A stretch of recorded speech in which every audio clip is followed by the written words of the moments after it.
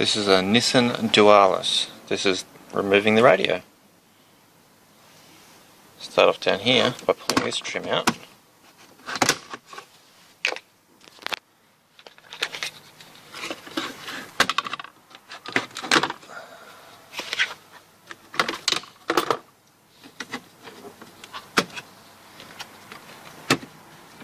And the top trim.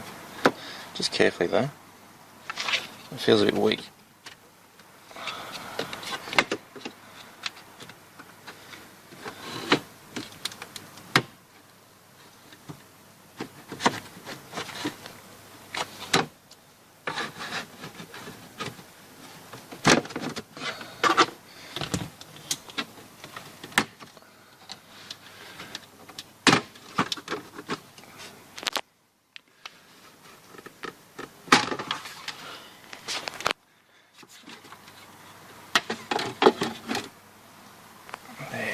So, just a matter of undoing this, sorry, where are you? There, so screw there, 2 screws each side, and your radio will come out.